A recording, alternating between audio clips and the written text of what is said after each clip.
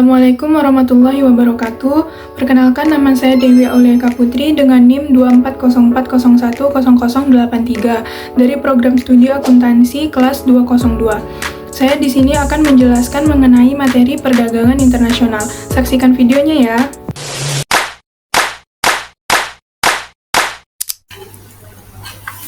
Baiklah, pada materi teori perdagangan internasional ini kita akan membahas yang pertama itu ada sistem merkantilisme.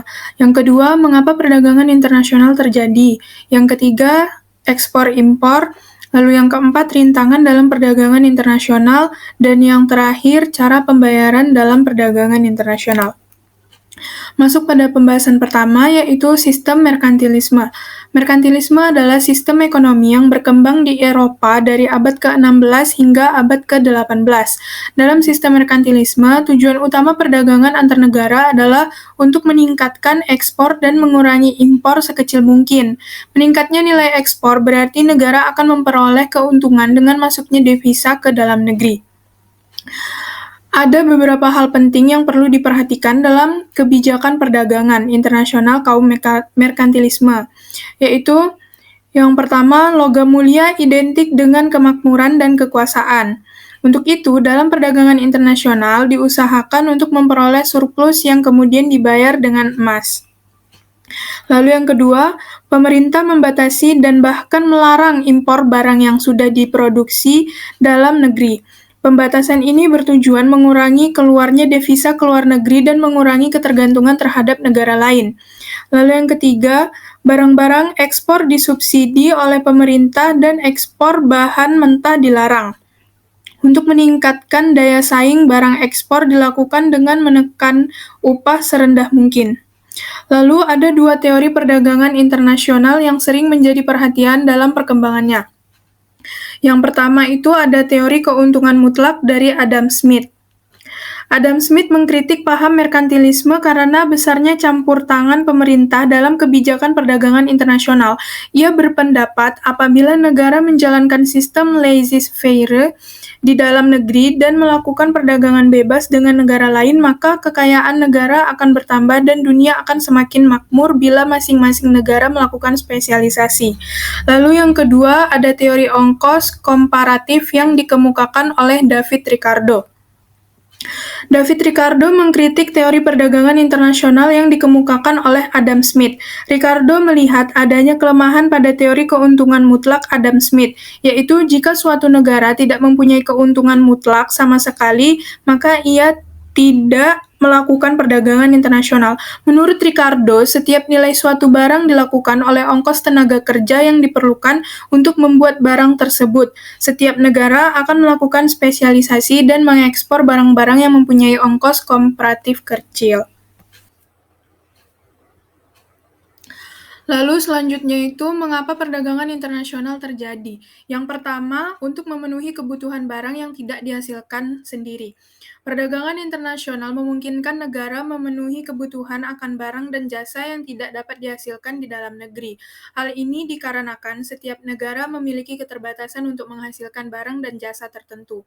Keterbatasan itu dapat berupa keterbatasan kemampuan sumber daya manusianya maupun keterbatasan sumber bahan baku pendukungnya. Dengan kata lain, tidak ada satupun negara di dunia ini yang mampu menghasilkan seluruh barang dan jasa yang dibutuhkan oleh masyarakatnya.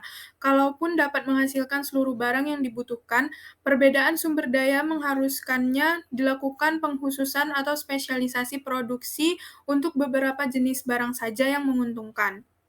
Lalu yang kedua itu keuntungan harga yang lebih murah.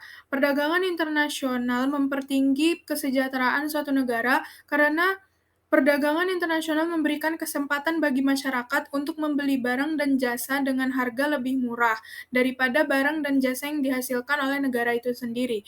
Ada kalanya suatu negara mampu memproduksi suatu jenis barang, tetapi karena ketidakefisiensiannya, maka harga barang tersebut menjadi lebih mahal. Dalam kondisi seperti ini, maka akan lebih menguntungkan apabila negara tersebut tidak memproduksi jenis barang tersebut dan mengimpor dari negara lain. Selanjutnya, ada ekspor-impor. Impor adalah kegiatan transaksi yang dilakukan antar negara dengan tujuan untuk membawa barang dari luar negara ke dalam negara yang bersangkutan. Selama ini, kegiatan impor masih dipandang sebagai kegiatan yang hanya dilakukan oleh pemerintah, atau lebih spesifiknya, instansi pemerintah. Namun, secara lebih luas, pelaku impor atau yang disebut dengan importir terdiri dari instansi pemerintah, perusahaan importir, serta perorangan. Sedangkan ekspor adalah kegiatan mengeluarkan barang dari wilayah pabean suatu negara keluar wilayah pabean negara yang dituju. Secara sederhana, ekspor berarti mengeluarkan barang dari negara yang ditempati eksportir ke luar negeri. Pelaku ekspor atau yang sering disebut eksportir terdiri dari instansi pemerintah, perusahaan, bahkan perorangan. Selanjutnya, rintangan dalam perdagangan internasional. Yang pertama itu ada tarif. Tarif merupakan pajak atau bea yang dikenakan pada barang-barang yang diimpor dari negara lain. Pembebanan tarif mengakibatkan semakin mahalnya barang yang diimpor. Ada beberapa jenis tarif yang biasa digunakan dalam perdagangan internasional, yaitu yang pertama, ad valorem duties, yaitu bea atau pajak yang besarnya dinyatakan dalam persentase dari nilai barang yang masuk ke dalam suatu negara. Misalnya, tarif impor gula sebesar 5% dari nilai impor gula secara total. Lalu yang kedua ada specific duties. Bea atau pajak yang besarnya ditentukan dari ukuran fisik barang yang masuk ke suatu negara. Yang terakhir ada specific ad valorem duties, atau besarnya tarif atau bea masuk ditentukan dari ukuran fisik barang dan persentase tertentu dari barang yang diimpor. Selain jenis tarif yang telah disebutkan di atas, tarif juga digolongkan menjadi 3, yaitu yang pertama, bea ekspor. Bea ekspor adalah bea atau pajak yang dibebankan pada barang yang diekspor menuju negara lain. Setiap barang yang keluar dari batas suatu negara akan dikenakan tarif dalam jumlah tertentu sesuai dengan ketentuan negara yang bersangkutan. Yang kedua ada bea transit. Bea transit dikenakan pada barang yang melewati wilayah suatu negara dan negara tersebut bukanlah tujuan akhir dari barang tersebut. Misalnya, Indonesia mengekspor kopi ke Amerika dengan menggunakan kapal laut. Apabila kapal tersebut melalui Singapura dan transit di negara tersebut, maka Singapura akan mengenakan tarif atau bea transit pada barang ekspor tersebut.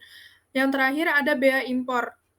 Bea impor dibebankan pada barang yang memasuki wilayah suatu negara dan negara tersebut menjadi tujuan akhir dari barang yang masuk tersebut. Selanjutnya, rintangan dalam perdagangan internasional yang kedua itu ada kuota. Kuota merupakan suatu bentuk hambatan dalam perdagangan internasional yang dilakukan dengan cara membatasi jumlah barang yang masuk ke suatu negara dan keluar dari suatu negara. Lalu yang ketiga, aturan administratif dan karantina. Pemerintah kadang menetapkan suatu kebijakan yang berkaitan dengan perdagangan internasional bersifat menjadi penghalang dalam perdagangan internasional. Misalnya, impor ternak dan pakan ternak yang harus melalui prosedur rumit dan sistem karantina serta penelitian mendalam merupakan hambatan dalam perdagangan internasional. Lalu yang terakhir ada subsidi. Kebijakan pemerintah memberikan subsidi kepada perusahaan dalam negeri bertujuan untuk membantu pertumbuhan perusahaan tersebut agar mampu bersaing dengan produk impor dari luar negeri.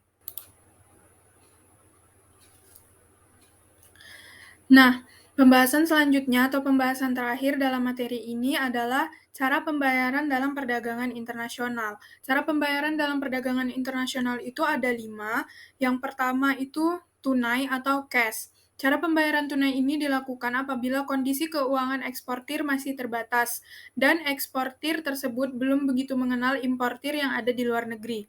Lalu yang kedua, open account.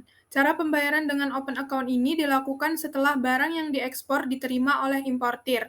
Jangka waktu pembayaran disesuaikan kebijakan importir, sehingga apabila terjadi resiko, maka yang akan menanggung adalah eksportir. Yang ketiga, Commercial Bills of Exchange. Commercial Bills of Exchange ini adalah surat yang dikeluarkan oleh eksportir yang berisi perintah kepada importir untuk membayar sejumlah tertentu pada waktu tertentu. Lalu yang keempat, Letters of Credit. adalah surat yang dikeluarkan oleh bank atas permintaan importir dan bank tersebut menyetujui untuk membayar sejumlah transaksi tertentu yang akan ditarik oleh eksportir.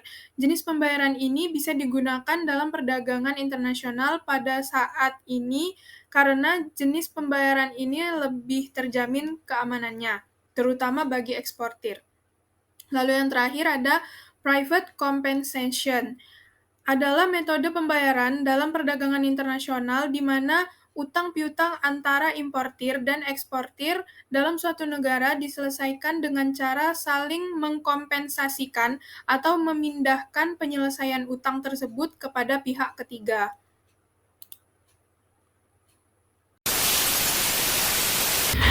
Baiklah, sekian dari saya. Semoga yang saya sampaikan dapat bermanfaat. Mohon maaf apabila ada kesalahan kata dalam penyampaian materi. Saya tutup. Wassalamualaikum warahmatullahi wabarakatuh.